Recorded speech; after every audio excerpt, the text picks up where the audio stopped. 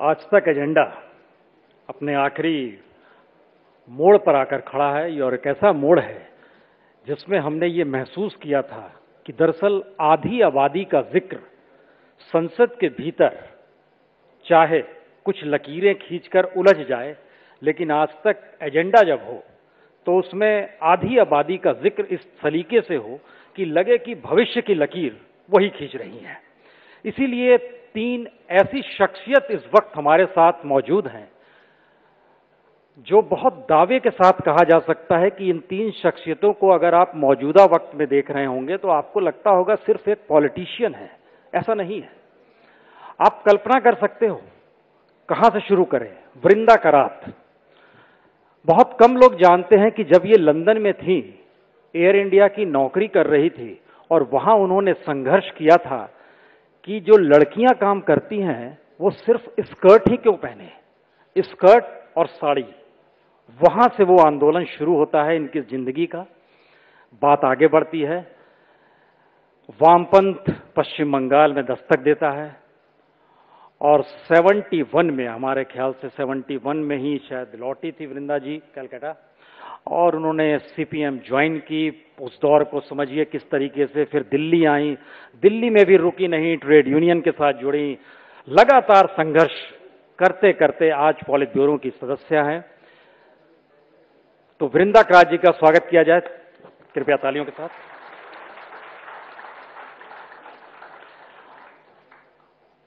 सुषमा स्वराज जी, बहुत कम लोग जानते हैं सुषमा स्वराज जी के राजनीतिक जीवन में जब उनका पन्नों को पलटना शुरू कीजिएगा तो आपके जहन में आ सकता है कि शायद ये सबसे कम उम्र की कैबिनेट मिनिस्टर थी। सिर्फ 25-26 बरस की उम्र थी।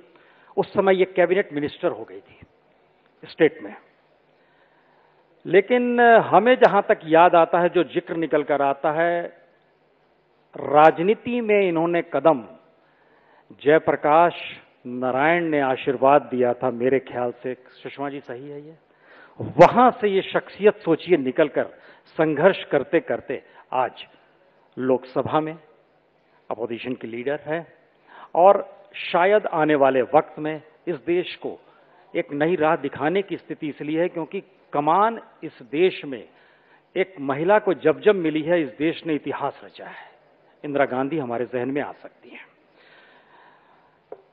और साथ ही ये भी बहुत कम लोग जानते होंगे कि शीला दीक्षित जी ने जिस तरीके से राजनीति का कहकहरा परिवार के भीतर पड़ा, उत्तर प्रदेश की उथली जमीन पर महिलाओं को लेकर संघर्ष किया और यूनाइटेड नेशंस में भारत की नुमाइंदगी 1984 से 1989 तक की, उस दौर में महिला संघर्ष के मद्देनजर और वुमेन्स का स्टेटस क्या होना चाहिए, इन सारी चीजों को लेकर लड़ाई भी लड़ी। और महिलाओं के वर्किंग वुमेन को लेकर, अब आप सोचिए कि दिल्ली में जब ये थी और मिरांडा से पढ़ाई की और उसके बाद वर्किंग वुमेन्स की स्थिति और उनके रहने की स्थिति, इसको लेकर उन्होंने दिल्ली में लड़ाई लड़ी। तो तीन ऐसी शख्सियत आज हमारे साथ है। हमें लगता है कि आने वाले भविष्य की लकीर खींचने की कोशिश इस सेशन में कम से कम हम जरूर करेंगे, ये वादा है।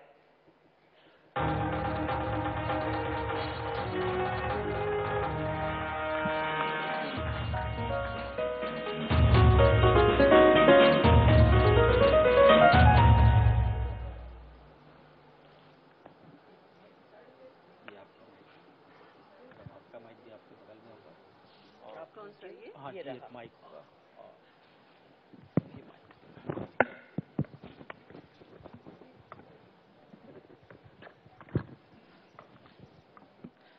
सुषमा जी, बार बार जब जब इस आधी आबादी का सवाल आता है, इस देश के सियासी दल उलझ क्यों जाते हैं इस बात को लेकर कि दरअसल इस देश में जो राजनीतिक प्रक्रिया है उसमें हम अगर आधी आबादी के साथ खड़े हो गए, उनके हक में खड़े हो गए, तो शायद हमारा राजनीतिक समीकरण डगमगा जाएगा, या उन्हें लगता है जो राजनीतिक परिस्थितियां हैं वो शायद उनके अनुकूल नहीं रहेगी जो होना चाहिए भारतीय संस्कृति और सभ्यता के लिहाज से। आपको ऐसा क्या लगता है?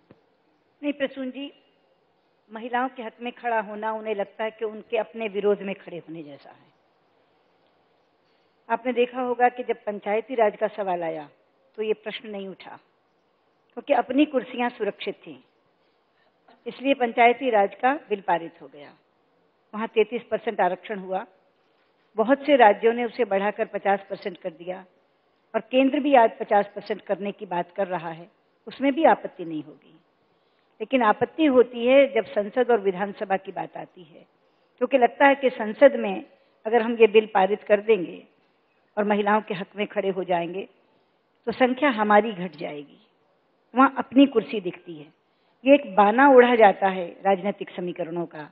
ये बाना ओढ़ा जाता है कि चीजें गड़बड़ा जाएंगी अगर महिलाएं आ जाएंगी। तो दिक्कत सबसे बड़ी है कि उनको लगता है कि उनका खुद का समीकरण गड़बड़ा जाएगा, और वो आधी सीटें जब महिलाएं मलक लेंगी, या 1/3 जब महिलाएं मलक लेंगी, तो उतने पुरुष कम हो जाएंगे। इसलिए बहुत बार मजाक में वो ये कहते हैं जब महिला बिल आता है तो कि अरे भाई, अपने आत्महत्या पर हस्ताक्षर करने जा रहे हो क्या? ये तो सुसाइडल नोट है, विमेन बिल नहीं। और इस तरह की चर्चा होती है। तो ये बाकी सारे ओढ़े हुए बाने हैं, लेकिन असलियत यह है कि उनको अपनी कुर्सी जाती दिखती है। शीला जी, क्या ये माना जाए कि हमारा समाज जो घर के भीतर है वही संसद के अंदर है? कुछ वैसी दृष्टि है? वही विधानसभा में है? कुछ ऐसा समाज है हमारा? मेरा ख्याल है इच्छा की कमी है, क्योंकि खासकर अब कोई ऐसा भेदभाव पढ़ाई में या लिखाई में या कामकाज में महिलाओं से के प्रति नहीं होता है। हमने एक बहुत बड़ा स्टेप दिल्ली में उठाया था कि हमने म्यूनिसिपैलिटी में 50% महिलाओं को रिजर्वेशन दिया। बड़ा सोच हुआ, चिंतन हुआ, बहस हुई, समझा गया, लेकिन हमारी पार्टी ने उसको कदम को उठा ही लिया। और आज मैं समझती हूँ कि ये 50% देना, पहले तो ये था कि पता नहीं इतनी महिलाएं मिलेंगी या नहीं मिलेंगी, और फिर ये था कि कुछ कर पाएंगी या नहीं कर पाएंगी। हमारा तजुर्बा उसमें ये रहा है कि उन्होंने काम अच्छा करा, शायद कहीं कहीं जगहों पे अपने मर्दों से बेहतर किया है। और ये जो खौफ था कि महिलाएं मिलेंगी या नहीं मिलेंगी, वो खौफ भी दूर हो गया। तो ये तो कदम लेने का साहस होना चाहिए। और माफ करिएगा, मैं ये कहना चाहती हूँ कि वो साहस महिलाओं में है, पुरुषों में नहीं है।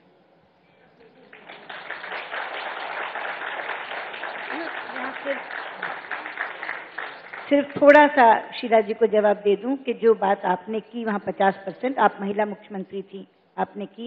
लेकिन मुझे ये भी कहने में गर्व है कि भारतीय जनता पार्टी के सारे जो पुरुष मुख्यमंत्री थे उन्होंने भी ये साहस दिखाया। मध्य प्रदेश में भी 50% हो गया है, नगर पंचायत में भी, नगर पालिकाओं में भी, छत्तीसगढ़ में भी हो गया है।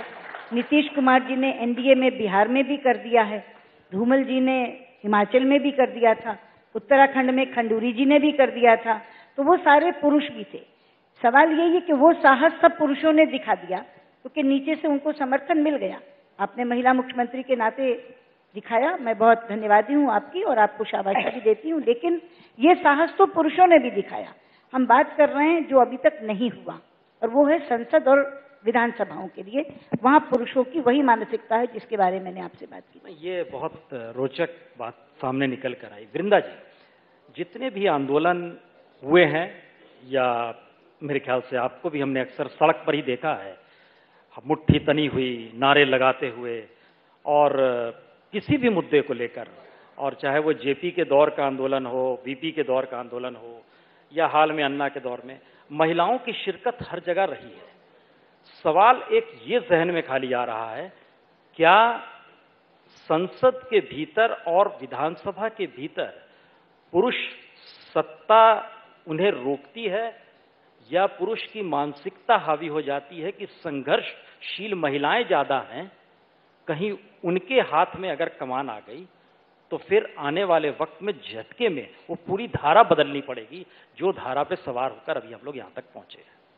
मैं ये कहना चाहूंगी कि जो हमारे देश की पॉलिटिक्स है, वो देश की अन्य स्थानों पर वो जो भेदभाव है महिलाओं के प्रति, वो रिफ्लेक्ट हो रहा है हमारे पॉलिटिक्स में भी, और पॉलिटिक्स उसको अफेक्ट करती है।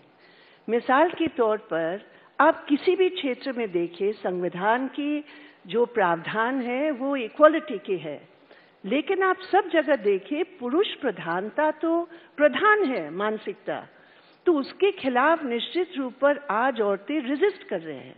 विशेषकर जो नई पीढ़ी की लड़कियां आ रहे हैं वो चुनौती दे रहे हैं, वो कह रहे हैं हम तुम्हारी ये घिसा पिटा स्टीरियोटाइप बिल्कुल बर्दाश्त नहीं करेंगे। एक बैकलैश भी हो रहा है उनके खिलाफ, लेकिन एक राजनीतिक दृढ़ता की जो जरूरत है, एक राजनीतिक दृढ़ता के अभाव में मैं आपको बता सकती हूँ, राज्यसभा में हमारे और भी बहनें यहाँ बैठी हैं, मतलब इतनी जबरदस्त संघर्ष के अंदर हम लोग इस बिल को पारित करवाए 2010 में। अब आप देखिए राज्यसभा से लोकसभा तक 5 मिनट का भी रास्ता नहीं है, 3 साल लग गए।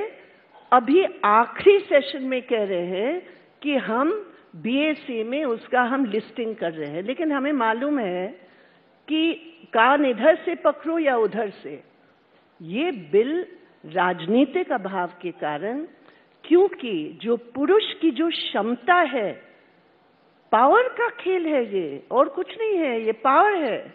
आज एक एमपी के पास जो पावर है, एक एमएलए के पास जो क्षमता है, ये कोई छोड़ सकते हैं क्या? Empowerment of women in politics means disempowerment of men, ये भी दोनों चीजें साथ साथ चलेंगे। जब तक उसको डिसएम्पावर नहीं करोगे उस क्षमता को, तब तक एक आम औरत कैसे आएगी? और आज जो पैसा का जो खेल चल रहा है पॉलिटिक्स में, जो करोड़पति आ रहे पॉलिटिक्स में, आप लोग कहते प्रॉक्सी पॉलिटिक्स, एक औरत करेगी क्या? जो एक आप में से अगर कोई पॉलिटिक्स में आना चाहे, किसी पार्टी को ज्वाइन करके आएंगे, मैं अपनी पार्टी को बाहर रख रही हूँ, आज पूरे चुनाव में आप देखेंगे सबसे जो साधारण मुख्यमंत्री देश का वो मानिक सरकार है त्रिपुरा का, बहुत साधारण। लेकिन आज पॉलिटिक्स में आने के लिए जो पैसा का खेल है, जो कॉर्पोरेट, आप मैं जानती हूँ आप में से बहुत कॉर्पोरेट रिप्रेजेंटेटिव्स भी यहाँ है, लेकिन जब आप लोग डायरेक्टली पॉलिटिक्स में आते हैं, जिस पैसे के बल पर खड़े होते हैं, I mean unless a woman has a lot of wealth, आपके कहने का मतलब है कि बहुत मुश्किल है। नहीं, ये मतलब एक ये भी निकाला जाए कि ईमानदाराना पॉलिटिक्स शुरू हो जाएगी उसके बाद जी, ईमानदाराना पॉलिटिक्स शुरू हो जाएगी उसके बाद महिलाओं के। देखिए मैं तो नहीं कहती हूँ कि मैं कोई बायोलॉजिकल उसके आधार पर एक औरत में सब गुण है, मैं ये कतई नहीं कहना चाहती हूँ, लेकिन मैं ये कह रही हूँ कि जब आपकी संविधान में एक प्रावधान है इक्वालिटी की, तो पॉलिटिक्स उससे क्यों बाहर रहेगा? लोग कहते हैं मेरिट, अरे मेरिट आप दिखाइए, मेरिट कहाँ नहीं है औरतों में, लेकिन आप लोग अपनी क्षमता को इस्तेमाल करने के लिए डीमेरिट करवा रहे हैं। इसलिए पहले पुरुष को डिसएम्पावर कर, क्योंकि सीट्स तो कितने हैं, सीट्स तो नहीं बढ़ा सकते हैं ना, 542 या 543 सीट है लोकसभा में बस, तो उसमें आपको खाली करना पड़ेगा। खाली कौन करेगा, ये सवाल है। खाली पहले करो, खाली करने के सीखो, और उसके बाद फिर we can talk about democracy. But I don't think this is men-women issue. I think it's a straight issue of democracy. ये जनवाद का सवाल है। औरत और मर्द के झगड़े तो हो ही सकते हैं, लेकिन ये जो है ना, ये डेमोक्रेसी का सवाल है, जनवाद का सवाल है, और जनवाद पर हमला हो रहा है जो औरतों को मेरिट के बावजूद भी बाहर रख रहे हैं। ओके सुषमा जी, ऐसा क्यों ये महसूस होता है कि पार्लियामेंट का एक ही कमेंट आज भी महिला आरक्षण के साथ टंग गया है, और वो कमेंट था परकटी शब्द इस्तेमाल किया गया था? क्या ये माना जाए कि जो महिलाएं पॉलिटिक्स में कदम रखना चाह रही हैं, आ रही हैं, आंदोलन कर रही हैं, उनकी पकड़ उस जमीन पर नहीं है जिसका जिक्र इस शब्द के साथ किया गया, या फिर इंटेंशनली इस शब्द को लाकर ये बताने की कोशिश की गई कि महिलाओं के भीतर भी एक लकीर खींची जा सकती है? देखिए, ये शब्द अपने आप में बहुत आपत्तिजनक था और आज तक हमको खलता है। जहां तक सवाल है महिला नेतृत्व का, 33% पर ही वैसे तो विकसित हो गया था, लेकिन जब से 50% हुआ है और बहुत ज्यादा राज्यों में हुआ है, आप देखेंगे कि हर दूसरी नगरपालिका की अध्यक्ष महिला है, हर दूसरे नगर निगम की महापौर महिला है, हर दूसरे गांव की सरपंच महिला है, और ये देश के बहुत राज्यों में है। इतना बड़ा और इतना व्यापक महिला नेतृत्व विकसित हुआ है कि आपको एक संसद के लिए 12 लाख मतदाताओं में से केवल एक महिला उम्मीदवार चाहिए। विधानसभा में आपको 1.5 लाख मतदाताओं में से एक महिला चाहिए। और इतना बड़ा नेतृत्व विकसित है कि आप कहते हैं कि वो एक नहीं मिलेगी, 1.5 लाख में एक नहीं मिलेगी, 12 लाख में एक नहीं मिलेगी। और ये वो विकसित नेतृत्व है जो वहां बैठ करके निर्णय प्रक्रिया में भागीदार है और स्वयं निर्णय ले रही हैं। जो अध्यक्षाएं हैं नगर पालिकाओं की, जो महापौर हैं नगर पालिकाओं नगर निगमों की, वो स्वयं निर्णायक प्रक्रिया में उनकी मुखिया हैं। अगर वो मेयर जीत सकती है डायरेक्ट इलेक्शन में, तो एमपी क्यों नहीं जीत सकती, एमएलए क्यों नहीं जीत सकती? नहीं। तो इसलिए नेतृत्व का अभाव नहीं है। जो परकटी, मैं उसी में कह रहा हूं कि परकटी महिलाएं आएंगी, ये परकटी शब्द जो लाया गया उसका अर्थ ये था कि संभ्रांत वर्ग की महिलाएं। हम इसको दूसरे हिस्से से देखते हैं। एक मिनट, ये बड़ा हाँ जी, आप बताएं कुछ उसमें। नहीं आप बोलिए पहले। हमारे जहन में इसलिए ये बात आई, पिछले दिनों एक यौन शोषण का मामला आया और हमने देखा कि शोमा चौधरी एक शब्द का इस्तेमाल कर रही थी बार बार, नारीवादी फेमिनिस्ट। इसको बार बार कह रही थी कि मेरा नजरिया जो है, मैं अपने नारीवादी सोच के हिसाब से सोच रही थी, और अंग्रेजी में वो फेमिनिज्म कह रही थी। हम एक चीज नहीं समझ पाए कि एक महिला के साथ यौन शोषण हुआ है, एक महिला उसकी मैनेजिंग एडिटर है, और वो कानून से इतर फेमिनिज्म वाले शब्द को क्यों बार बार सामने लेकर आ रही है, इसकी क्या वजह थी? नहीं, मैं इसमें कुछ कह सकती हूँ सुषमा जी। मैं कह रही हूँ, देखिए, इंडिविजुअल्स पर अगर हम लोग बहस को लेकर आ जाएंगे तो वो ठीक नहीं रहेगा। आप एक केस की, और उस केस के अलग अलग पहलू है, इस पर हम जरूर बात करें, लेकिन किसी एक व्यक्ति जो यहाँ मौजूद नहीं है उसके बारे में हम लोग सब तीनों बैठकर टिप्पणी करें, मुझे नहीं लगता बहुत उचित होगा। मैं देखिए, उस केस के बारे में मैं एक बात बहुत स्पष्ट करती हूँ।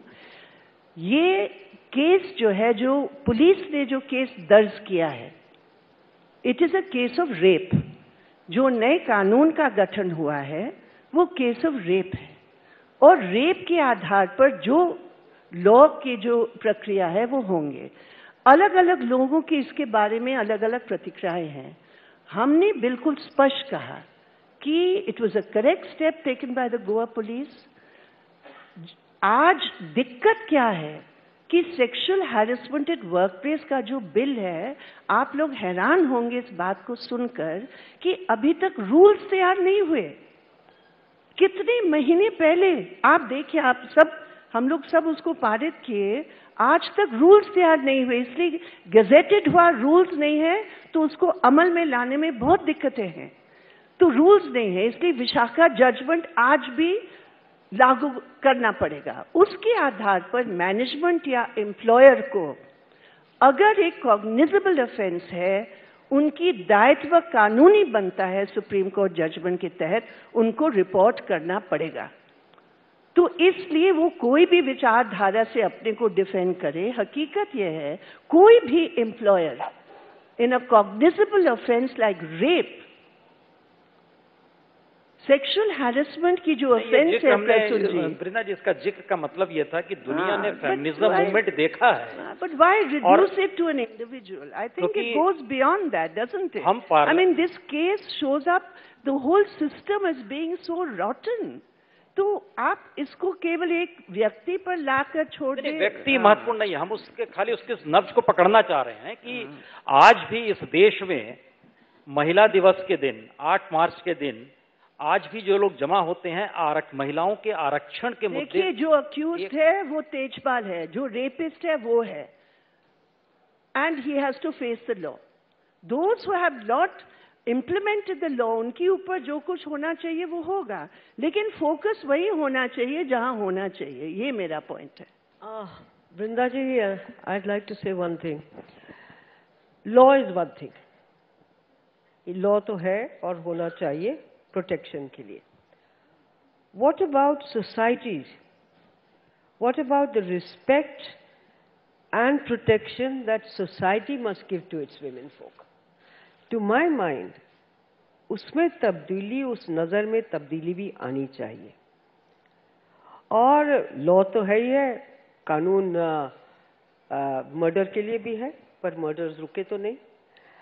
तो क्यों, कैसे मर्डर्स रुके, कैसे महिलाओं की इज्जत बढ़े, कैसे सोसाइटी में उनको प्रोटेक्शन दिया जाए, मौके मिलते हैं।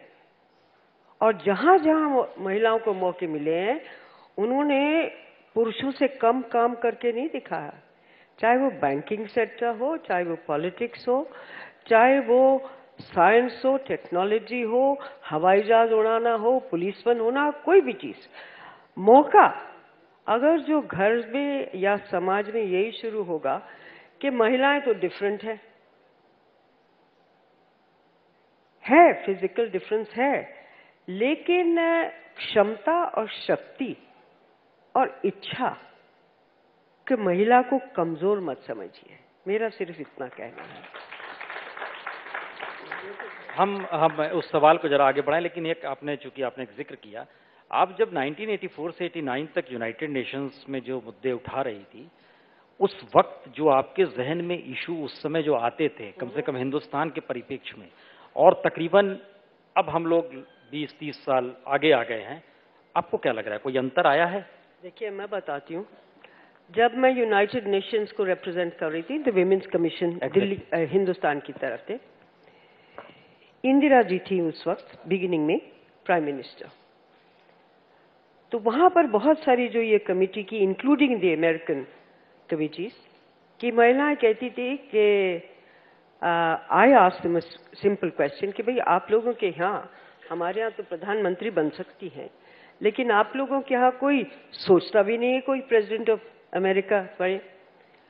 तो उनका सवाल जो बृंदा जी ने एक तरीके से उठाया, उनका हमेशा जवाब ये रहता था कि महिलाएं इसलिए नहीं आगे आती हैं क्योंकि उनको पैसा नहीं मिलता है। And I am telling you the words of जो डेलीगेशन की हेड थी, उन्होंने कहा कि उनको कोई पैसा ही नहीं देगा, इसलिए महिलाएं आती नहीं है सामने। अब ये बताइए, ये 20th सेंचुरी के अमेरिका की बात कर रही हूं। इस सवाल को और आगे बताएं, एक जानकारी और हमको लगता है इस जगह पे लोगों को दे दी जाए। जो पहली बार भारतीय फिल्म मदर इंडिया ऑस्कर के लिए भेजी गई थी, ऑस्कर तो नहीं मिला था, लेकिन दुनिया के 5 बेहतरीन डायरेक्टर्स ने उस वक्त जवाहरलाल नेहरू को चिट्ठी लिखी थी और उसमें इस बात का जिक्र किया था, हिंदुस्तान की महिलाओं को संदर्भ लेते हुए, कि उनके सशक्तिकरण और बाकी एस्पेक्ट में क्या काम किया जाना चाहिए।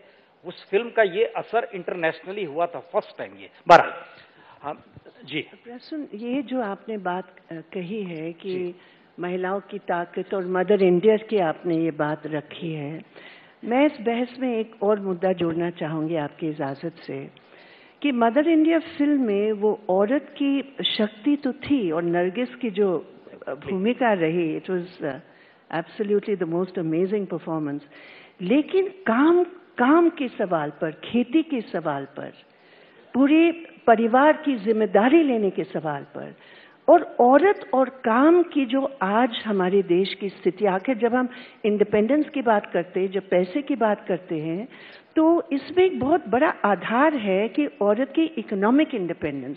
हम कोई भीख नहीं मांगना चाहते हैं, हम कहते हैं, और प्रॉपर्टी का जहां तक हिस्सा का सवाल है, कुछ लोगों के पास प्रॉपर्टी है अधिक, हमारे देश के 80% लोगों के पास मतलब 20 रुपया से ज्यादा खर्च करने की नहीं है कंजम्पशन एक्सपेंडिचर, तो वो छोड़िए। लेकिन जो काम है आज, क्योंकि मेरा जो काम है वो अधिकतर महिलाओं के बीच, आदिवासियों के बीच, बहुत रूरल एरियाज में है। मैं आपको एक बहुत ब्रीफली एक मिसाल देना चाहती हूँ। विदर्भ इलाके में जहाँ सुसाइड्स होते हैं, एक बार मैं सड़क से जा रही थी, रुकी, मैंने देखा 3 महिलाएं खड़े हैं, पत्थर तोड़ रहे हैं।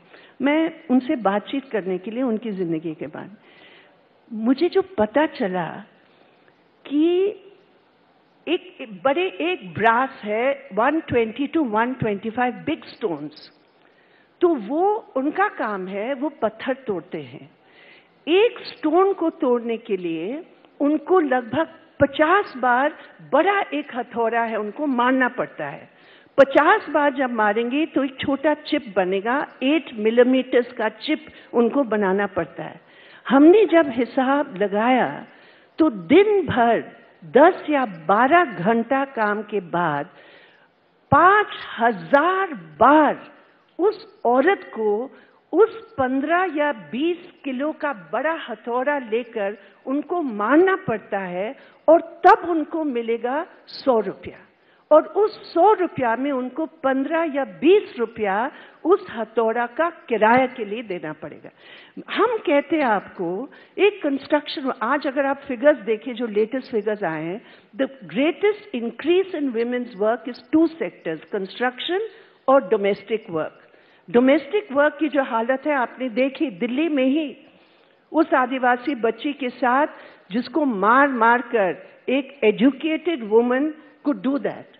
तो औरतों के काम के संबंध में मैं ये मानती हूँ आरक्षण बिल तो है ही एक बड़ा मुद्दा, लेकिन काम की स्वीकृति और वो औरत जो पूरा परिवार चला रही है उसकी स्वीकृति हिंदुस्तान की पॉलिटिक्स में कतई नहीं है, कतई नहीं है, और ये बहुत बड़ा प्रॉब्लम है हमारे बोले। हम आपने 1-2 सवाल इसके साथ एक जोड़ना चाहेंगे, क्योंकि उत्तराखंड में पहाड़ पर जितनी भी महिलाएं रहती हैं वो जिस लिहाज से काम करती हैं, कपास की खेती में चले जाइए, चाय की खेती में चले जाइए, महिलाएं का ही योगदान है और महिलाएं ही उस श्रम को करती हैं।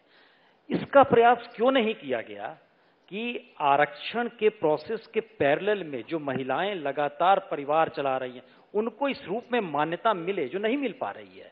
देखिए सुन जी, मैं पहले तो ये बता दूं कि जहां तक मान्यता का सवाल है, पुरुष वर्चस्व मानसिकता कभी भी उनको अपने बराबर ला करके राजनीतिक सशक्तिकरण नहीं देती, इसीलिए आरक्षण की बात आती है। हम लोग सबने देखा है, हम लोग अपनी अपनी चुनाव समितियों में बैठते हैं और जिस समय एक महिला की बात आती है तो एक शब्द कह करके उसका आवेदन रद्द हो जाता है, जीत नहीं सकती, जीत नहीं सकती। तो बहुत बार लड़कर ये कहना पड़ता है कि जितने पुरुषों को आप दे रहे हैं वो जीत सकते हैं। आप हलफिया बयान दीजिए, लिखिए एफिडेविट कि इसकी जगह जिस पुरुष को दे रहे हैं वो जीत कर ही आएगा। कितने पुरुष हार कर आते हैं, और अगर आप उसको चुनावी समर में उतारोगे नहीं तो वो कैसे सिद्ध करेगी कि वो जीत सकती है?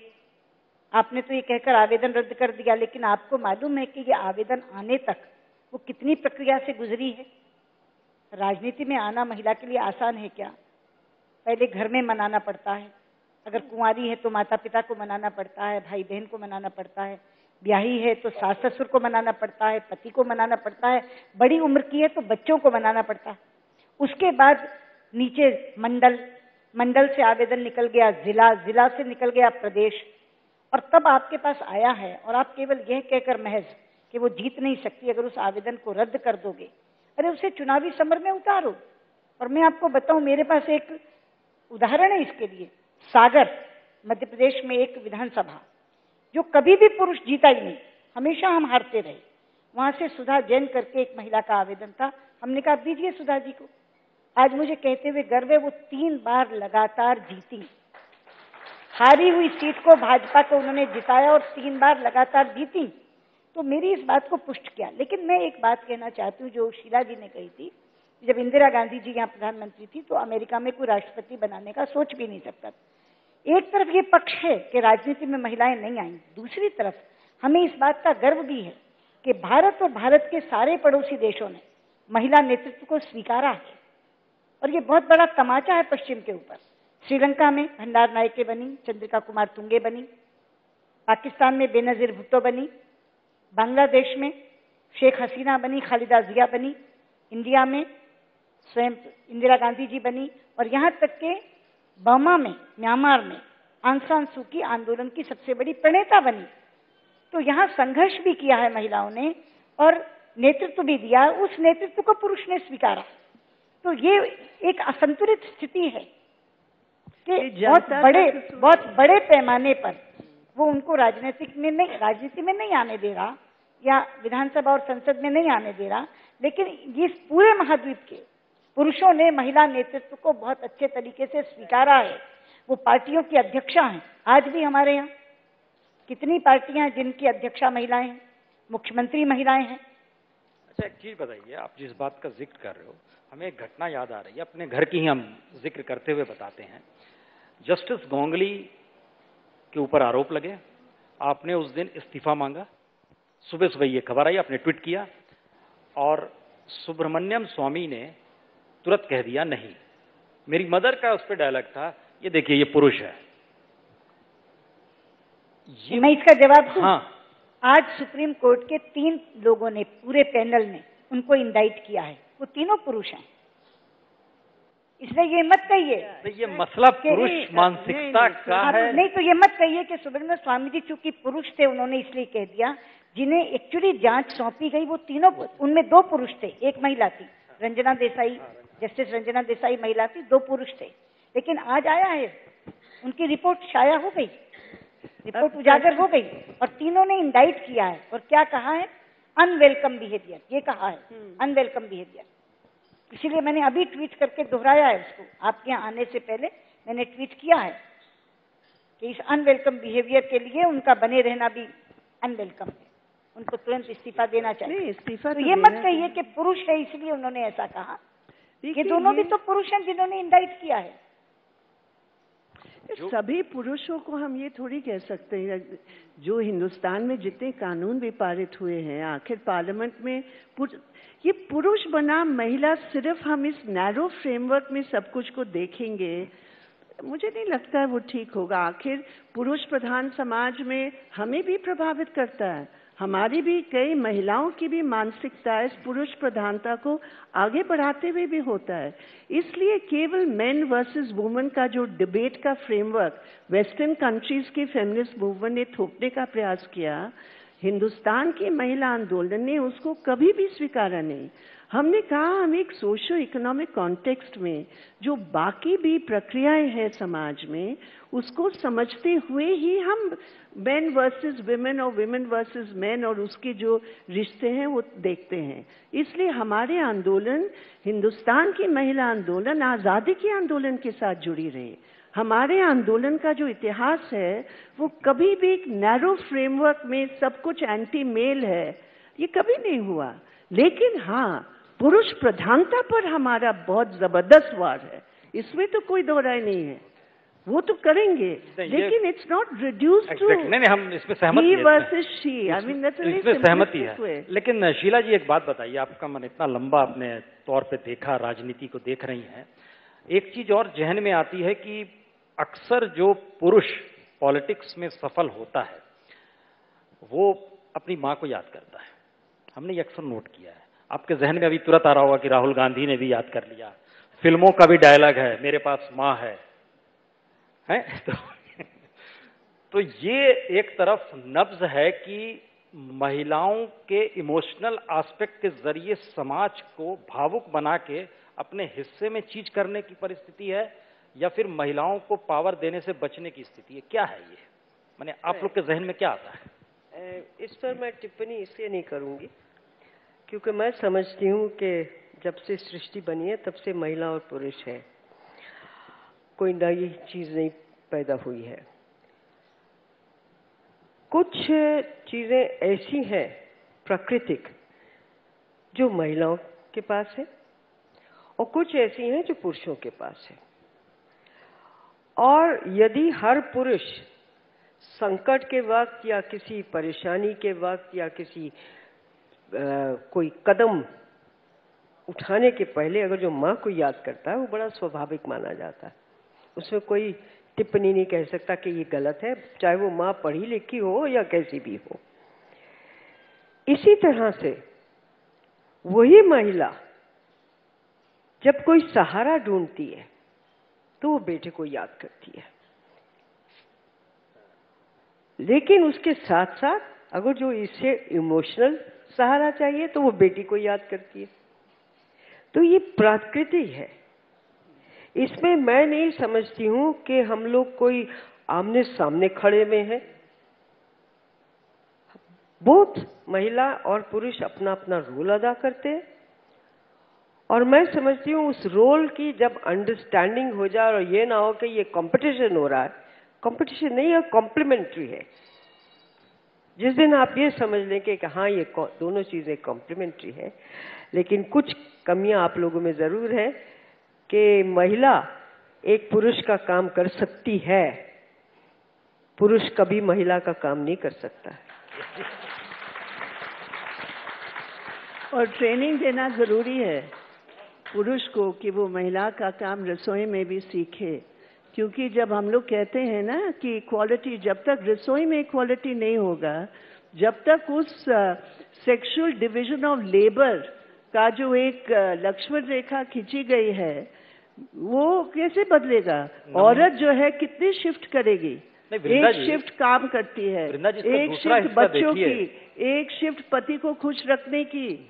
तो फिर ये शिफ्ट वाली जो सिस्टम है ना, रसोई से इतर हम जिस होटल में भी हैं, रसोई में ट्रेनिंग हो, शेफ की नहीं, 5 स्टार शेफ की नहीं। हम उस पे ही आ रहे थे, हमारे घरों में कुछ ट्रेनिंग लेकर बढ़िया सी रोटी दाल बनाकर खिला दे, उतना ही बहुत है हमारे लिए। वरना हम लोग कितने शिफ्ट एक औरत को करना पड़ता है। सेटिस्फैक्शन ऑफ द पति वो तो है ही। वृंदा जी, आप दाल रोटी बना लेती हैं? मैं क्यों नहीं बनाती हूँ? बहुत अच्छे। अरे मैं लूची भी आपको सुनिए मैं आपको बंगाल की लूची आलू दम भी खिला दूंगी, लेकिन मौका हम इंतजार करेंगे। एक बात मैं कहना चाहती हूँ प्रसन्न जी, जो शीला जी ने प्रकृति की बात की और उसमें उन्होंने कहा माँ बेटा को याद करती है सहारा के लिए और बेटी को याद करती है मोशन के लिए।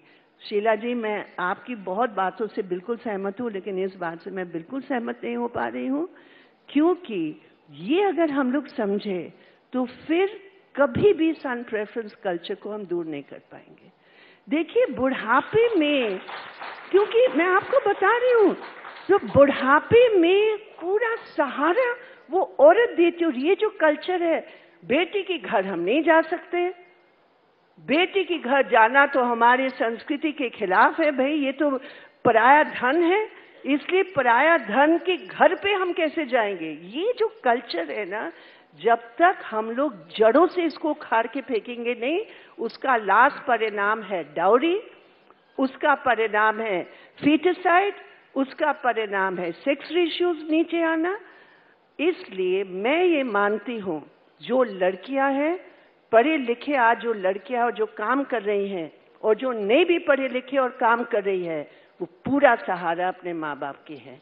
आज वही सहारा है, आज वही बैसाखी है। मैं तो बिल्कुल ये मानती हूँ। और मेरे घर में 5 लड़कियां हैं और मैं हमेशा उन्हीं को याद करती हूँ। बुढ़ापा आ गया भैया, बैसाखी तुम ही हो, अब लेकर मुझे चलो, ये मैं जरूर याद करती हूँ। ये सवाल को जरा सा और आगे हमको लगता है बढ़ाना चाहिए। अपने शेफ की बात की। एक चीज मैं जोड़ दूं जो कहा शीला जी ने, उन्हें प्रकृति की बात की। मुझे तो लगता है कि मैं प्रकृति के प्रति बहुत आभार व्यक्त करना चाहती हूँ कि उसने मुझे नारी बनाया, क्योंकि मैं ऐसा महसूस करती हूँ कि नारी को प्रकृति ने जिन शक्तियों से संपन्न किया है उसमें वो सब दिया है जो पुरुष को दिया है, लेकिन उससे एडिशनल भी दिया है, ममता दी है। साहस पुरुष के बराबर है, लेकिन ममता उसके साथ आकर के उसके व्यक्तित्व को बहुत ही अलग बना देती है। इसलिए प्रकृति ने हमें उन तमाम चीजों से संपन्न किया है, शारीरिक क्षमता में, बौद्धिक क्षमता में, नेतृत्व की क्षमता में, जो सब पुरुष में है। लेकिन पुरुषों को कहीं ना कहीं कमी रखी है, जो महिलाओं में है वो पुरुषों को नहीं दिया है। इसलिए मैं तो बहुत ज्यादा शुक्रगुजार हूँ ईश्वर की कि उसने मुझे नारी के रूप में पैदा किया है। सुषमा जी, इसका एक मतलब यह भी निकल रहा है कि एक लड़ाई और लड़नी है।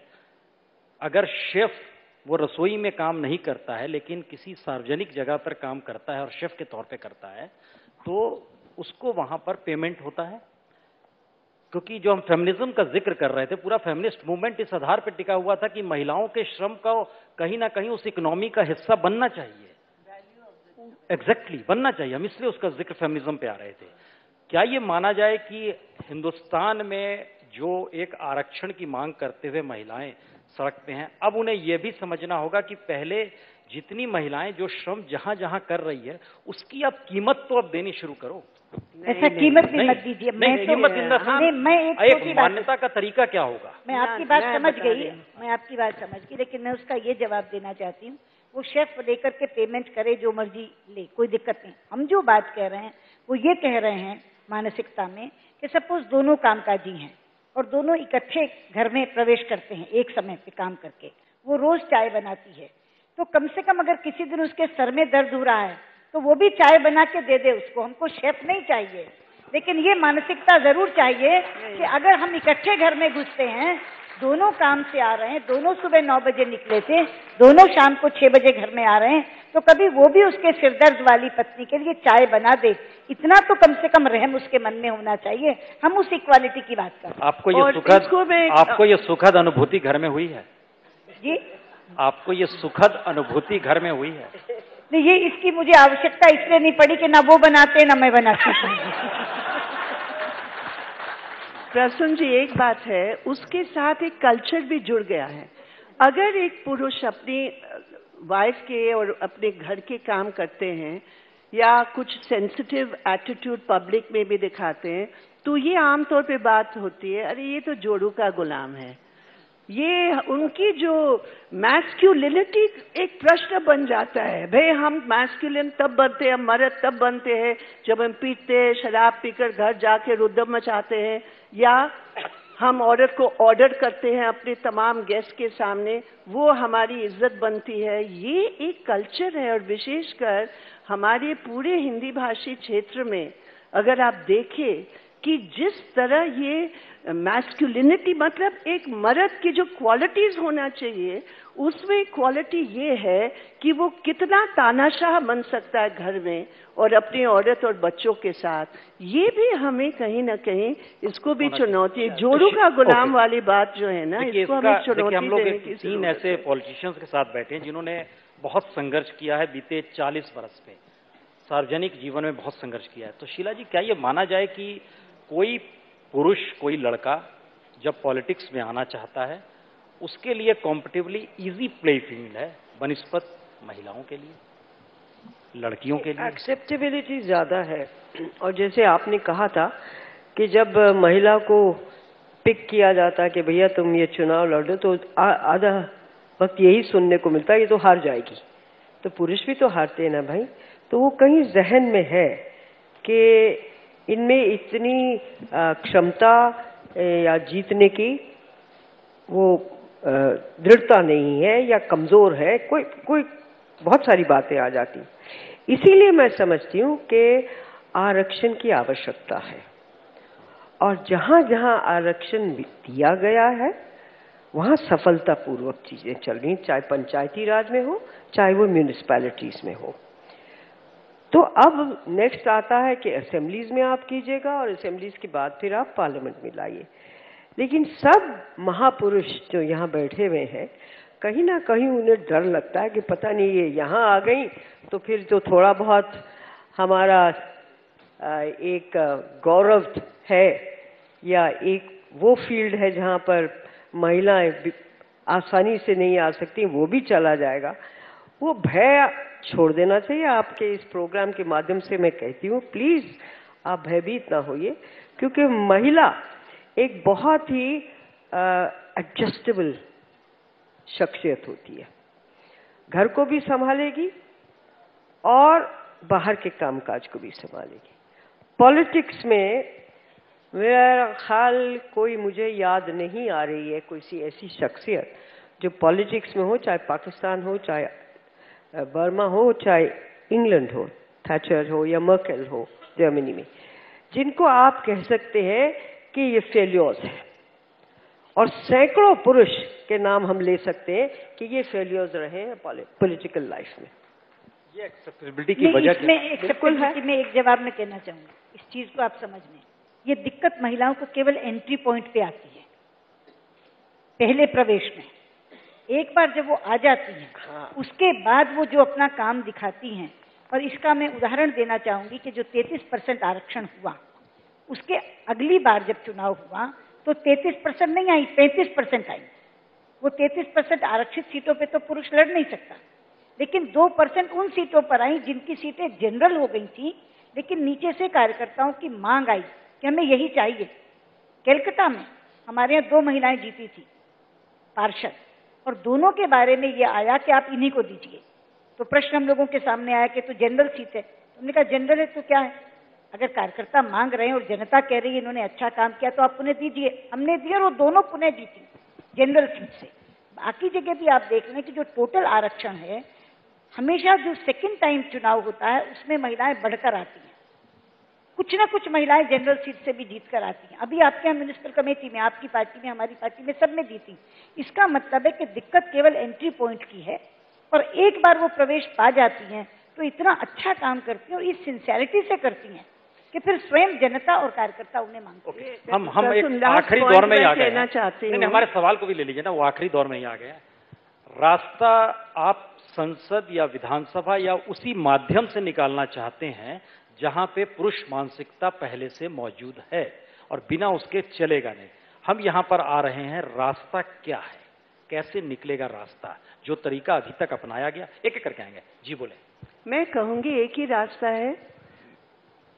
जो भी दल, जहां तक हमारे है लेफ्ट का, जो भी हमारी ताकत है, हम विमेंस रिजर्वेशन बिल इसी सत्र में पारित करने के लिए हम पूरे जोर लगाएंगे। अगर हम अपने अपने पॉलिटिकल पार्टीज में ये दृढ़ता बनवा लें तो अगर कांग्रेस, बीजेपी, लेफ्ट, क्योंकि 2/3 बहुमत की जरूरत है संवैधानिक संशोधन के लिए, तो अगर ये सब नंबर्स हैं हमारे साथ और नंबर्स अगर है हमारे साथ, तो अगर राजनीतिक दृढ़ता के अभाव खत्म हो जाए तो इसी सत्र में ये बिल पारित होना चाहिए और इसी मंच से हम ये कहना चाहते हैं। लेकिन इसके साथ साथ एक और भी बात है कि पार्लियामेंट को भी जेंडर सेंसिटिव बनाने की जरूरत है। क्योंकि मैं जानती हूँ जब हम राज्यसभा में थे, माया जी यहाँ बैठी है, हम लोगों ने तय किया अक्रॉस पार्टी लाइंस, हम लोग चेयरमैन साहब के पास गए और कहा कि पार्लियामेंट में महिलाओं संबंधित जो विशेष मुद्दे हैं आप यहाँ डिस्कशन भी नहीं करवा रहे, क्योंकि बीएससी में जो मुद्दे तय होते हैं उसमें भी कोई जेंडर सेंसिटिविटी नहीं है। तो imagine Sheila ji, all the parties, women MPs, हमने दस्तखत करवा के दिए लेकिन वो हुआ नहीं। तो पार्लियामेंट भी तो जो वहां अभी मौजूद है स्ट्रक्चर, वो भी तो महिलाओं के बारे में एक बात बताइए, इससे पहले पॉलिट ब्यूरो में कितनी महिलाएं रही हैं? बिल्कुल गलत थी। हम तो कहते हैं, इसमें कोई दो राय नहीं है कि हमारी अपनी पार्टी में भी हम लोगों ने बहुत संघर्ष किया, पुरुष और महिला दोनों मिलकर हमने संघर्ष किया कि हर स्तर पर महिलाओं की हिस्सेदारी को बढ़ाना अनिवार्य है। और हमें खुशी है इस बात की कि पिछले 15 साल में ग्रास रूट लेवल से लेकर पॉलिट ब्यूरो तक उसमें सुधार हुआ, लेकिन फिर भी इनएडिक्वेट है, है। शीला जी, क्या उपाय क्या है? उपाय क्या है? क्योंकि हम लोग बार बार उस मानसिकता से टकरा रहे हैं जहां पर पुरुष मानसिकता है। उपाय इसका यही है कि एक तो पहले मैं समझती हूँ कि जिस दिन पॉलिटिकल पावर मिल गई महिलाओं को तो अल्टीमेट हो जाएगा। अभी तक तो भैया आप ट्रेनिंग वेनिंग पा लीजिए, सब जॉब्स वगैरह में कुछ ऐसी दिक्कत नहीं है, बैंकिंग वगैरह में और कॉर्पोरेट सेक्टर में महिला बहुत अच्छा कर रही हैं अपने सशक्तता से। लेकिन मेरा ख्याल जो भय है और उस सब भाइयों में है, आप में भी होगा, कि बड़ा प्यार से किसी दिन किसी दिन जिस दिन इनको पार्लियामेंट में जगह 33%, 40%, 50% मिल गई तो आप लोगों का पत्ता कट जाएगा। इसलिए मेरे ख्याल अंत में ये जो वृंदा जी बार बार कह रही हैं, सुषमा जी ने भी उसका संकेत किया कि we want political equality of chance. Sushma ji, आपकी तरफ देश बड़े ध्यान से देख रहा है। आने वाले वक्त में हमें लगता है आपको कुछ उपाय बताने चाहिए। मैं पहले तो आपको ये कहूं कि आपका प्रश्न है कि क्या आप रास्ता आरक्षण के माध्यम से निकालना चाह रहे हैं। मेरा पहले तो ये कहना कि केवल राजनीतिक भागीदारी का रास्ता, बाकी कहीं वो आरक्षण की मोहताज नहीं है। अगर आप देखें, पुलिस में वो अपने आप आई, आर्मी में वो अपने आप आई, एयरफोर्स में वो अपने आप आई, नेवी में वो अपने आप आई, हिमालय पर चढ़ गई बिना आरक्षण के, अंतरिक्ष में उड़ गई बिना आरक्षण के। बिल्कुल बिल्कुल, कोई जगह उसने आरक्षण नहीं मांगा। तो जहां तक अपने संघर्ष, अपने साहस और अपनी योग्यता पर जाने का सवाल था, वहां उसने आरक्षण कतई नहीं मांगा। वो पुरुषों के साथ कंधे से कंधा मिला करके चल रही है। और कितने नाम मैं गिना दूं वो चीजें जो उसके लिए वर्जना के क्षेत्र माने जाते थे, अंतरिक्ष और हिमालय रोहण जैसे, वो वहां भी सफल हो गई। अपना नाम उसने कमा लिया, अपनी पहचान उसने बना दी, केवल राजनीतिक भागीदारी के इसलिए क्योंकि टिकट वितरण पुरुषों के हाथ में, इसलिए आरक्षण की बात आती है। क्योंकि टिकट वितरण पुरुषों के हाथ में है, इसलिए राजनीतिक भागीदारी में आरक्षण की आवश्यकता है। वरना हर जगह वो अपने साहस और योग्यता से उसने अपना स्थान बना लिया। वो बिल्कुल आरक्षण की मोहताज नहीं है। लेकिन जहां टिकट वितरण पुरुषों के हाथ में, वहां आरक्षण हम नहीं हो पाएगा। बार बार उस पुरुष पे आ रहे हैं। हमें लगता है हमारे साथ कुछ महिला एंकर्स चूंकि 2 दिन से संभाले हुए थे यहाँ कमान, उनके सवाल हमको लगता है पूछने का मौका देना चाहिए जो हमारे साथ रहे। जी मैम, दिस क्वेश्चन इज, आप में जो भी आंसर करना चाहे, जो मेन पार्टीज हैं, जो 2 मुख्य पार्टीज हैं जो कि वुमेन्स रिजर्वेशन को अपोज कर रही हैं, उनका ये कहना है कि वो इसलिए ऑपोजिशन में है क्योंकि उनको लगता है कि सिर्फ एक एलीट क्लास जो परकटी महिलाएं हैं वो इसका बेनिफिट लेंगी। पर आपको लगता नहीं है कि इन दोनों पार्टीज में ही बहुत एक तरीके का हिपोक्रेसी है? क्योंकि इनमें से एक पार्टी है जिन्होंने अपनी जो मुख्यमंत्री हैं उत्तर प्रदेश के, उनकी वाइफ को उनकी कंस्टिट्यूएंसी से इलेक्शन लड़वाया और अब वो एमपी हैं, और दूसरी हैं जिन्होंने जब उनके मुख्यमंत्री जेल में चले गए तो उनकी पत्नी को मुख्यमंत्री बना दिया। तो एक तरफ आप कह रहे हैं कि एलीट क्लास की महिलाओं को इस तरह से इंस्टॉल नहीं करना चाहिए, जो निचले वर्ग की महिलाएं हैं उनको मौका मिलना चाहिए, और आप एग्जैक्टली वही चीज खुद करते हैं जब आपकी बात आती है। इस बात का जवाब मैंने सबसे पहले दिया था जब यही प्रश्न पुण्य प्रसून जी ने किया था परकटी महिलाओं वाला, कि एक ओढ़ा हुआ बाना है, ये सही नहीं है। और पहले तो इस शब्द पर मैंने कहा कि हमें बहुत आपत्ति है इस शब्द पर, परकटी महिलाओं पर, लेकिन असलियत ये है कि उनको लगता है कि महिला आरक्षण हो जाएगा तो 1/3 सीटें महिलाओं को चली जाएंगी जो पुरुषों को खाली करनी पड़ेंगी। इसीलिए वो इसे सुसाइडल कहते हैं, विमेन बिल नहीं बल्कि अपनी आत्महत्या का बिल बताते हैं। नहीं, मैं उसका और थोड़ा बात बढ़ाती हूँ। देखिए, अभी अगर आप यूपी का देखें, इस वक्त यूपी में इस बार 2012 के चुनाव में सबसे अधिक संख्या में महिलाओं असेंबली में आए, और उनमें से 35 महिलाएं आए, और उनमें से 20 महिलाएं समाजवादी पार्टी की थे, और वो सभी महिलाएं उन्हीं वर्गों के हैं जो आम समाजवादी पार्टी की बेस है।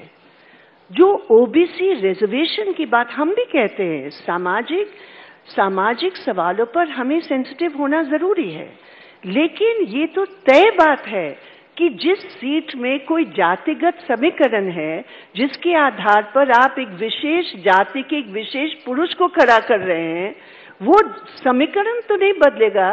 फर्क क्या होगा कि एक ओबीसी पुरुष की बजाय आपको एक ओबीसी महिला को देना पड़ेगा। तो इसलिए ये जो एक बात है वो केवल बहाना है, इसमें कतई ये कोई सवाल ही पैदा नहीं होता है कि महिलाओं के आने से केवल एक विशेष वर्ग की महिलाएं आएंगे, ये हो ही नहीं सकता है। और ये हमारे अपने जो सामाजिक एनालिसिस है जो इस समय सीट्स है उससे स्पष्ट है। इसलिए ये केवल बहाना है, दूसरे के कंधों पर बंदूक चलाओ भैया और make sure you stick with your seat, बस इसके अलावा कुछ नहीं है। जरा ऊंचा बोलिए।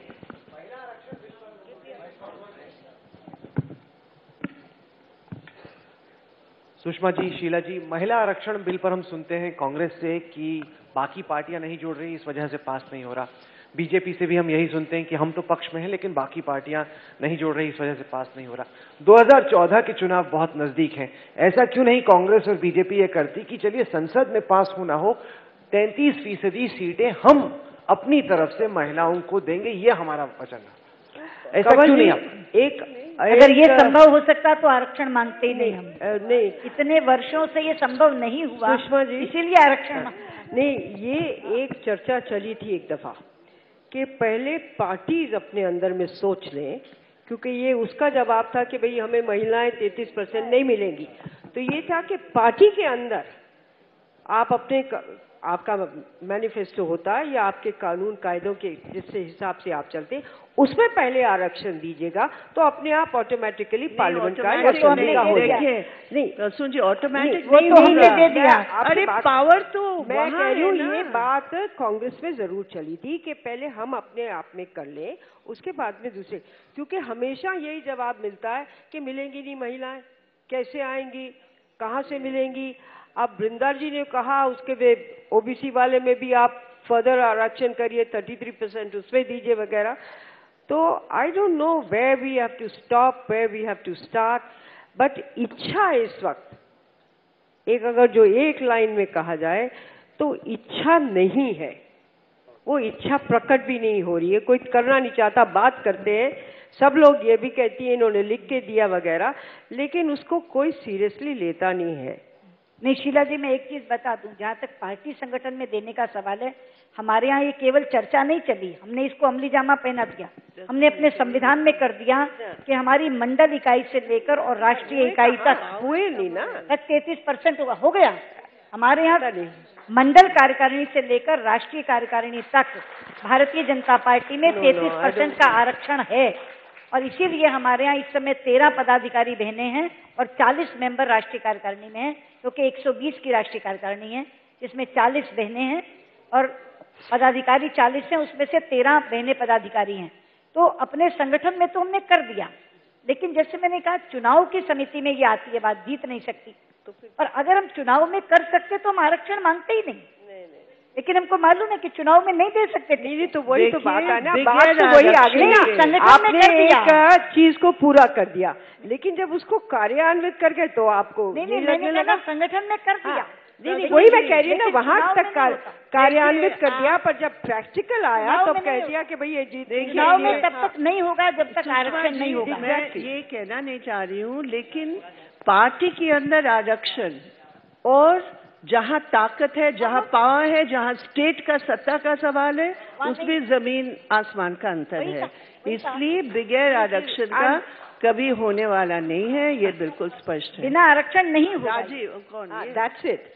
बोलिए राजीव। पार्टी में आप ये सबसे बड़े, ये जब पार्लियामेंट्री मिनिस्टर थे ना, तो हमें पता है हम इनके पास कितने बार गए, ये सारे महिलाओं के मुद्दे। और क्या राजीव, बोलिए राजीव, पहले जवाब दो। पहले तो थे नहीं, अभी हैं। सॉरी। मैं इस बात से पूरी तरह सहमत हूं कि महिलाएं बहुत सक्षम हैं और किसी चीज में कम नहीं, और उनको पूरा जो है प्रतिनिधित्व मिलना चाहिए। जहां तक पार्टियों का सवाल है, संगठन में तो लोगों ने दे रखा आरक्षण, लेकिन टिकट मिलने की बात होती है वहां पे नहीं दे पाती। मेरा प्रश्न ये है कि ऐसी महिलाएं जो अपने दलों में प्रभावशाली हैं, आप देखिए तमाम ऐसे दल हैं, किसी ने प्रधानमंत्री महिला को बनाया, किसी ने पार्टी प्रेसिडेंट बनाया, किसी ने नेता विपक्ष बनाया, किसी ने मुख्यमंत्री बनाया, लेकिन ऐसी महिलाएं जो अपने दल में डिसीजन मेकिंग प्रोसेस में है, वो महिलाओं की लड़ाई क्यों नहीं लड़ती? उस बात को इम्प्लीमेंट करने का जब वक्त आता तो नहीं करती। और मैं वृंदा जी आप ही से सवाल पूछता हूँ, आपसे अच्छा कोई राज्यसभा सदस्य और पार्लियामेंटेरियन था और आपको निकाल दिया गया, जबकि 2 टर्म आपको मिलने चाहिए थे। आपके यहाँ रूल है ये, तो आपने छोड़ दी अपनी, आपको वही लड़ाई लड़नी चाहिए थी, आपने लड़ाई नहीं लड़ी और पुरुष के लिए आपने छोड़ दी। Rajiv ji, I am very grateful to you, आपने मुझे एक ऐसे सर्टिफिकेट दिया, लेकिन जो आपका सवाल है ना, माफ कीजिए, कि जो महिलाएं ताकतवर पोजीशन में ये क्यों नहीं लड़ते हैं, आप अपनी प्रेसिडेंट से पहले पूछ लीजिए वो लड़ती है कि नहीं टिकट देने के लिए। इसलिए वो सवाल नहीं है। मैं इसीलिए देखिए, जैसे पुरुष खड़े हो गए तू मैमा शुरू हो गई। देखिए, देखा ना आप लोगों ने, देखो हम लोग ये तीनों, देखिए राजीव एक मिनट रुक जाओ, हमारी पार्टी प्रेसिडेंट तो लड़ती है, इसीलिए तो शीला जी 15 साल से मुख्यमंत्री हैं। तीनों बैठे हैं, हम लोग सब अलग अलग पॉलिटिक्स के हैं, जमीन आसमान का अंतर है, लेकिन हाउ सिविल वी वर, हमने तो बहुत बढ़िया तरीके से बहस की, और जैसे राजीव जी खड़े हो गए बस झगड़ा शुरू हो गया। अब जैसे झगड़ा शुरू करवाया, सुषमा जी इतनी अच्छी नेता है, ये क्यों नहीं प्रधानमंत्री पद की उम्मीदवार होती है? फिर वही बात, ये खुद ही गिव अप कर देती, छोड़ देती है। देखिए राजीव जी, इसीलिए इसीलिए आप लोगों को जब तक हम डिसएम्पावर करके नहीं छोड़ेंगे ना, तब तक ये मामला का सही हल हो ही नहीं सकता। ये यहाँ केवल झगड़ा लगाने को आए हैं और सुनने नहीं आए हैं। जी प्लीज। मुझे तो यहाँ सिर्फ ये कहना है कि जब तक लेवल प्लेइंग ग्राउंड नहीं मिलेगी तो महिलाएं आ नहीं सकती। अगर महिलाओं को पार्टी में सुषमा जी या बृंदा जी या हमारी शीला जी लड़ भिड़ के टिकट भी दिला देंगी तो वो पुरुष उनको पैसे के और मसल मनी पावर पे हरा देंगे। अगर महिला के सामने मुकाबला होता है, अब महिला के मुकाबले महिला ही खड़ी होती है, किसी भी वर्ग की हो, तो ही जीत सकती है। सवाल यहाँ पर लेवल प्लेइंग ग्राउंड का है, यहाँ अनलेवल ग्राउंड पे नहीं खेल सकते। ये तो राजीव जानते ही होंगे, लेवल प्लेइंग ग्राउंड होना चाहिए। नजमा जी, बात तो आपकी बिल्कुल सोले आना सही है। मैं आपको बताऊं, अगर मेरिट का देखा जाए तो औरतों की जो परसेंटेज पुरुष को हरा कर जो आई है ना, वो भी एक बहुत जबरदस्त एक इतिहास है हमारे देश के। हम सब आए, हम सब पुरुषों को हरा के आए, सभी पुरुषों को हरा के आए हैं। देखिए, वही मैं कह रही हूँ। सुषमा जी, राजीव जी कह रहे हैं आपने उनके सवाल का जवाब नहीं दिया। सुषमा जी, राजीव जी कह रहे हैं आपने उनके सवाल का जवाब नहीं दिया। मैंने कहा ना, ये झगड़ा लगाने आए, सुनने नहीं आए। दिया तो जवाब। तो ये यहाँ एक खास मकसद से आए हैं, केवल झगड़ा लगाने आए हैं, हमारी बहस सुनने नहीं आए हैं। फूट डालने के लिए आए। अमर सिंह जी पूछे पूछे। अमर सिंह जी। जी अच्छा, देखिए, मैं इस प्रश्न के चक्कर में नहीं पड़ूंगा कि सुषमा जी उम्मीदवार क्यों नहीं है, ये उनके दल का मामला है। और वृंदा जी ने दूसरा सत्र क्यों नहीं लिया, ये भी वो स्वयं टिकट वितरण करने वाली संस्था से संबंध है अपने दल में।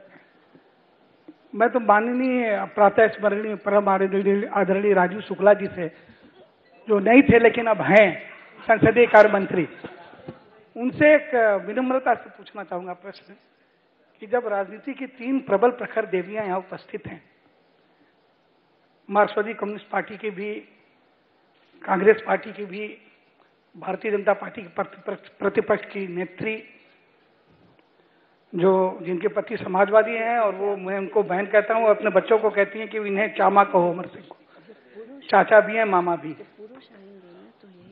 तो मैं पूछ रहा हूँ इन तीनों, मैं झगड़ा लगाना नहीं चाहता, मैं ये पूछना चाहता हूँ कि जब ये तीनों तैयार हैं तो इस शीतकालीन सत्र में ये पास ही हो जाएगा, लेकिन हमारा जो पुराना दल है, जो समाजवादी दल है, वो पूरे के पूरे सत्र को और संसद को अखाड़े में परिवर्तित कर देता है, मारपीट करता है। आप नहीं थे लेकिन अब है। राजीव जी, आप ये प्रश्न का उत्तर दीजिए। ये तीनों, इन लोगों ने तो कह दिया कि हमारी संख्या है, हम करवा देंगे। क्या आप इस बात का प्रबंध करेंगे, इतने मार्शल जुटा के रखेंगे कि जब यह प्रस्ताव रखा जाए और संसद को अखाड़े में परिवर्तित करने की जो परंपरा हमारे पुराने दल की है, अगर उस परंपरा की पुनरावृत्ति हो तो संसद को अखाड़ा बनने से, उन पहलवानों से जो सांसद से पहलवान बन जाते हैं, उनसे मुक्त करके इसको आप पारित करवाने का प्रयत्न करेंगे? अमर सिंह जी, जब आप मैं एक बात कहूँ, बुरा तो नहीं मानेंगे आप। देखिए, आप जब उस दल में थे, अमर सिंह जी, आप मेरे पड़ोसी भी थे राज्यसभा में, पहलवान का शब्द आपने इस्तेमाल किया, मैंने नहीं। सबसे जबरदस्त पहलवान तो आप निकले थे उस समय। अखाड़ा तो आप बनाते थे। माफ कीजिए, बुरा मत मानिए। बिल्कुल सच है, मैंने आपको अखाड़ा तो आप बनाते थे। नहीं, बिल्कुल मैंने आपको रोकने का भी प्रयास किया। बिल्कुल आप सच कह रही हैं, लेकिन बिल्कुल मैंने ये पहलवानी की है। लेकिन इसका क्या मतलब है कि जागू ही नहीं, जब जागू तब सवेरा?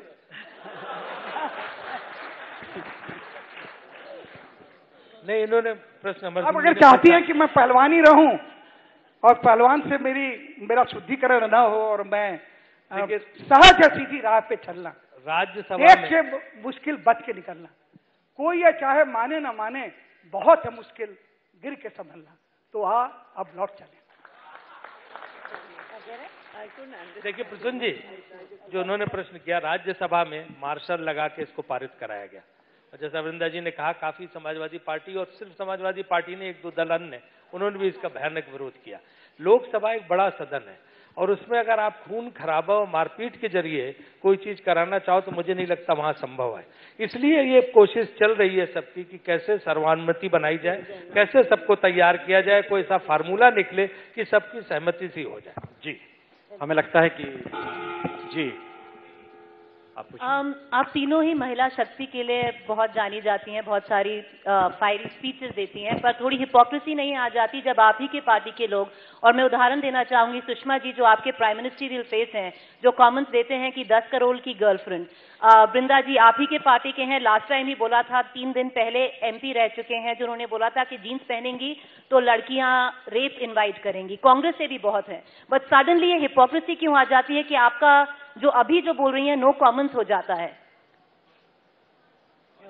मैंने तो बिल्कुल साफ कमेंट किया कि जो हमारे एक फॉर्मर MLA थे जिन्होंने इस प्रकार की टिप्पणी की, बहुत गलत की, और हमने उसका सार्वजनिक उसका बिल्कुल खंडन किया और हमारी पार्टी ने एक्शन लिया। देखिए, हिपोक्रेसी तब है जब हम किसी चीज को जस्टिफाई करना चाहते या डिफेंड करना चाहते, ये आप नहीं कह सकते हैं। सुषमा जी आपने कब एक कमेंट नहीं दिया जब नरेंद्र मोदी जी ने किसी और औरत को 50 करोड़ की गर्लफ्रेंड? देखिए, केवल एक इसकी बात नहीं है, मेरे से जब बात हुई तो यही हुई कि क्या आप सभ्य भाषा की पक्षधर हैं या आप दूसरी भाषा भी पसंद कर सकती हैं। तो एक बार नहीं 10 बार सार्वजनिक रूप में मैंने ये भूमिका ली है कि शालीनता और दृढ़ता परस्पर विरोधी नहीं है। आप आक्रामक से आक्रामक बात शालीन भाषा में कह सकते हैं, और मैं संसद के अंदर और संसद के बाहर सभ्य भाषा की पक्षधर रही हूं। ये एक बार नहीं 10 बार मैंने ये सार्वजनिक भूमिका ली है, 10 बार।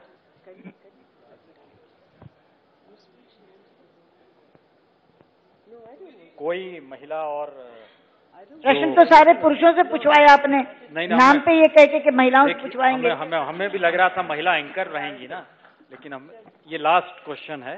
जी, मेरा सवाल आप तीनों से ही है। आप तीनों बहुत प्रतिभाशाली नेता हैं। हमारी जो आबादी भारत में महिलाओं की है वो ऑलमोस्ट आधी है, 50%, 49%, अगर मैं गलत नहीं हूं तो। हम 33% पे क्यों अटके हुए हैं? Why not we demand 50%? Why 33%? 33 मिल नहीं रहा, 50 की बात कर रही तो हो। अगर 50 मांगेंगे तो शायद हम कह रहे हैं कि उनको ये लग रहा है कि हमारी सीटें खाली करोगे। अगर 1/3 खाली करने को तैयार नहीं है तो आधी कौन खाली करने को तैयार हो जाए? शायद हम, और उन्हें डर यही है कि 33% में हम दे देंगे, बाद में ये 50 ले लेंगी खुद ही। तो अगर हम 50% मांगेंगे तो शायद 33% हमें मिल जाएगा। तो 33% ले लो। अभी मैंने कहा पंचायती राज में 33 का 35 अगली बारी हो गया, क्योंकि जनरल सीटों से भी वो जीत कर आई। उसके बाद वो 38% हो गया। आप 33% ही पहले ले लेने तो ना भैया, भांजी काहे मार रही हो 50% के? चलिए, तो हमें लगता है कि रास्ता आने वाले वक्त में आज तक एजेंडा जो लगातार चलता रहा और इस ऐसे मोड़ पर आकर हम इसको खत्म कर रहे हैं जहां महिलाओं की नुमाइंदगी नहीं बल्कि नेतृत्व चाहते हैं कई दृष्टि से। हालांकि उसमें सेंध लगाने की कोशिश पुरुष सांसदों के द्वारा हुई है, इसी सभा में हुई है, सबने देखा है, रूबरू हर कोई हुआ है। बहरहाल, लेकिन फिलहाल अब खत्म करते हैं। और नहीं, अब बैठ जाइए, अब बैठ जाइए, अब नो मोर, अब कुछ नहीं, वक्त हो गया, अब बैठ जाइए। और बहुत बहुत शुक्रिया आप सभी का, आप लोग आए, बहुत बहुत। मैं स्टेज पर आमंत्रित करना चाहूंगी इंडिया टुडे ग्रुप के चेयरमैन और editor in chief Arun Puri का। आप सबके लिए एक छोटी सी भेंट है।